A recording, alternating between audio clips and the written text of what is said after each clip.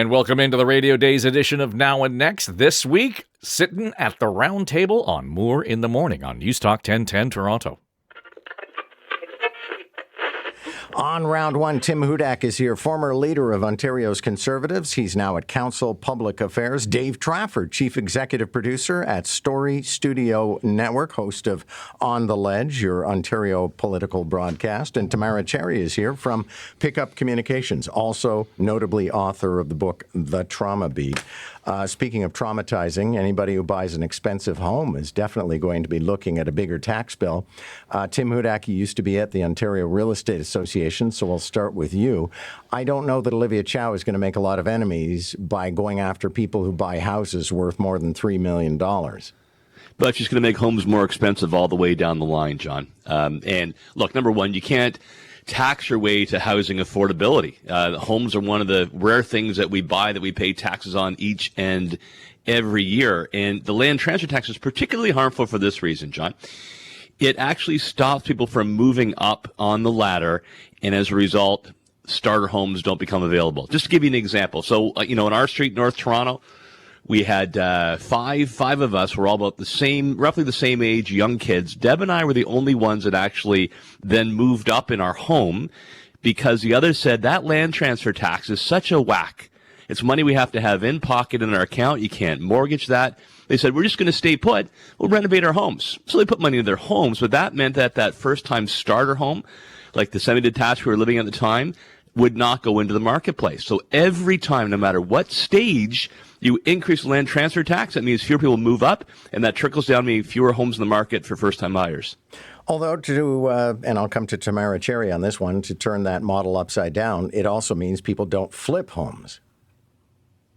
Yes, yeah, it definitely is discouraging the investor market in favor of people who are wanting to own homes, which I think is a good thing.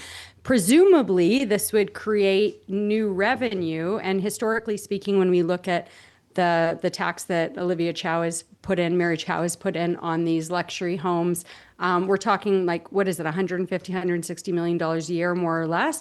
And presumably this would be new revenue that could be directed toward lower income people and make things like housing more affordable, transit, various infrastructure, social services, things that, really need funding. So I agree with you, John. I don't think she's going to really make a lot of enemies going after this. And I think it really aligns with her policy goals to date, when it comes to equity and housing, that sort of thing. Dave Trafford, you can weigh in on this one. I think notably, this may be, as I called it earlier in the show, suppression fire, because I'm told that Olivia Chow may be trying to front a 9% property tax increase. Well, that may be true, but go back in history, and the land transfer tax here in Toronto was a gift from the provincial government, because that was one of the tools that we had in our toolkit because of the City of Toronto Act, and that was a way of raising money. So David Miller decides that that's what he's going to do. Rob Ford did not get rid of it. John Tory did not get rid of it. I challenged John on a number of cases. You want to make a house more affordable. You want to make my house easier to sell because I'm overhoused, say, and to Tim's point, allow a younger family to move into a neighborhood. Well, get rid of that tax. Now, keep in mind that it's not just the Toronto tax. We pay a provincial land transfer tax, so we're getting hit twice here. So the amount of money that we spend that goes to a tax that I can't really understand what the efficacy of, what aside from filling up the coffers at Queen's Park and at City Hall, but I don't get any benefit back from it necessarily as a result of paying that tax. And to Tim's point, all it does is suppress the market. And John, I'll add too. Thank you, David, on that. And when you flip homes, you pay an additional tax for flipping. You don't get the benefit of the principal residence exemption. So there is a stiff penalty there. And I'll just cite, C.D. Howe. I mean, I'm on their board, but I think they are the best think tank we have in Canada. Pretty much down the middle, and they've demonstrated, John, that Toronto, as Dave said, unique with having an additional land transfer tax on top of the province, means people stay in their homes a lot longer. They don't move to avoid that tax, and then makes it even harder for aspiring middle-class families to get that first step in the ladder in getting an affordable family home. What do we make But Tim, of... can't you get that exemption if you live in the home for a year? Yes. I believe so. But if you're So flipping homes, that, right, I would that's say an that is additional still tax flipping. scenario on Right. homes, right? And if you want to address that, then address that. Don't punish young families expecting a kid, trying to get in the market by making homes harder to get We're and more buying a expensive. $3.5 million home. Any home. Period. Yeah, look, Tamara, I think I explained that I know, pretty but we're clearly, talking about right? the If you don't luxury move home up tax to that right now. more expensive home, right? If you don't go over the $1 million mark, for example, and you stay in your $800,000, $700,000 home, like a start home in Toronto, it's expensive they are, that means it won't open up in the first place. Right? We have a critical problem, particularly in Toronto, of first-time home buyer properties, and this punishes. It's a bad idea, which means more people won't move to Toronto and makes life a lot more expensive. The Auditor General coming out with a report yesterday decrying healthcare access, also complaining about billing. And apparently we have doctors who are able to bill more than 24 hours in a day. And then there was the government ad spend, which Adil Shamji, when he appeared with us, Liberal opposition MP, was particularly preoccupied with. Let me come back to the guy who hosts a podcast about provincial politics, Dave Trafford. Not a lot of nuggets, to be honest, in this particular report, but certainly a lot of criticism for the healthcare sector. Well, it's not just the healthcare sector, it's the management of the healthcare sector. And I think that that's the critical part of it. The Auditor General looking at it and saying there may be reasons why we have these oddities around the billing, but there's nothing in place that actually monitors the billing. We're not able to explain it. I heard you trying to, well, maybe, they've got a clinic and they've got extra staff. That's what we're left with in terms of how do we account for these millions of dollars that are being spent. Wisely or not, we have no idea whether the billings are legitimate or not. Moving forward. So there's nothing in the system. Systemically, there's a problem here that the government has not addressed, and that deals with the new doctors being trained for family practice. It's not so much that they don't want to do it, it's that they don't have the training facility or capacity to train the doctors that we need. So there's a whole lot of infrastructure underneath the surface that is being ignored. It's great to have the bumper sticker headline, we're building more of this, and we've got more hospitals, or we've got more spaces for doctors because we've got a new medical school, but there's nothing underneath the surface that's supporting that system. That's problematic here. We already spend a ton of dough on healthcare, and to see that this is being wasted at this expense, holy cow, I don't know. Yeah, well, Tamara Cherry, worth noting, I mean, it's a measurable percentage of the health budget that the Auditor General thinks is being wasted. Yeah, what's really interesting is when you think about AI, or look at this through the lens of AI and how rapidly things could change and how we audit things and in how we expect, government paid employees to be logging their finances if the government leverages AI, how they could be doing it. Because I really see that being a huge game changer. Listen, I think that when we're talking about however many tens of thousands of doctors that work in the province of Ontario, this represents a very, very small number of people who have either deliberately bilked the system, but I would say probably for most of them, more likely just filed their expenses incorrectly. So I think looking at the broader picture, I think we need to be looking at technologies that can allow us to track these things better and allow perhaps physicians and other government paid employees to track their own expenses better so that we don't run into these sorts of audits. And Tim Hudak, you can talk about the health aspect, but I find the aspect of what we spend on advertising rather interesting because Conservatives decried that when the Liberals were in power, and now they're outstripping the Liberals on advertising spending.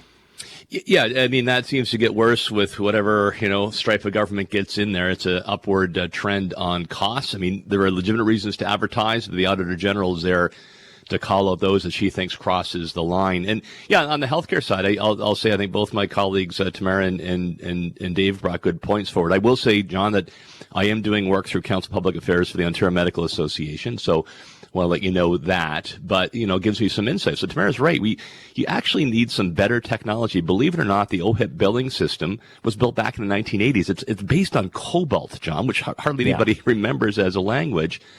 And remember on your show a couple weeks ago, you had some doctors on there who were doing breast reconstruction surgery. And because the billing code is out of date, they couldn't find ways to actually cover that service. So it limits innovation. It means you get results like those that were pointed out, and you need a better way to stop that from happening and make sure every dollar goes into patient care. There's another story about a doctor who actually sewed 4 fingers back on a farmer who got caught in machinery and, again, couldn't find a way to bill it. So an investment in technology will make sure that money goes to patient care and rewards innovative procedures. A federal Liberal cabinet minister decrying, or actually joining with the Bloc Québécois in a call to eliminate a religious exemption for hate speech. Tamara, I'll come to you on this one first. And I know that, already on social media, people are saying, look at the leftist Liberal declaring war on the Bible. Yeah, but you'd really, really be happy about this if he was declaring war on the Quran. Yeah, what's really interesting about this exemption is it has rarely been used in court, and from what I could what I could gather just from the brief time I had to do some research on this before the show, is that it's never successfully been used in courts. What is interesting, however, is that it often deters prosecutors and police from laying charges because they're afraid that it will be brought up in court. So I would be interested to see what would happen if we were to remove this exemption and then actually have cases go through court. I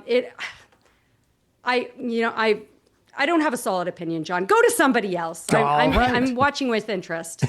All right, Tim Hudak, I'll come to you. Oh, man, I was hoping for a pass on this one, too.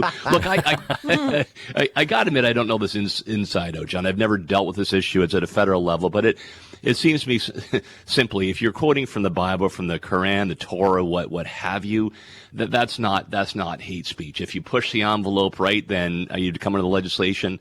But I think that, if you're actually repeating a verse, that's a verse, and that's not against the law. Yeah, okay. Well, Dave Trafford, I think Tamara's probably right. I don't know that this has ever been offered as a defense in court, but the idea would be that you do something criminal, and then you say, yeah, but it's in the holy text.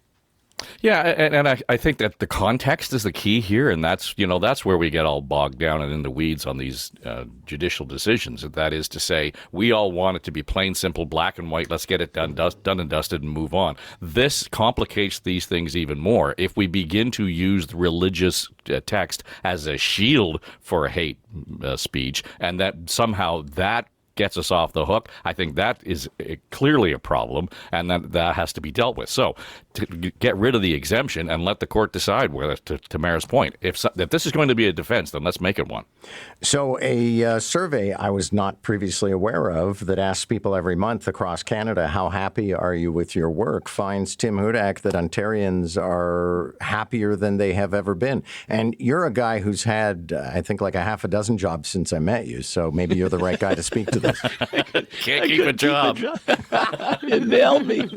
Use that for my introduction next time. Yeah, I don't know, John. Look, I'm really happy. I've had some great jobs. Loved them all, and really enjoy what I'm doing now. So I would have said yes to the survey, but I find it a little hard to believe. It just feels to me when I'm talking to people, whether it's at work or neighbors, there's more discontent. It's the overall atmosphere, I think, of the economic threat, the uncertainty, the affordability. We'd all like a raise, but it's harder to get under those circumstances. And I see a lot of fluidity in the job market. I mean, we're hiring right now at Council of Public Affairs. We're growing. It's good. But a whole lot of people raising their hands saying they want to move to a better place to work. So I think this is wrong. Thanks a lot for this. We're at a racetrack, so I can't ask Tamara and Dave about their happiness at work, although they're both self-employed. Now and Next is an Eye Contact production.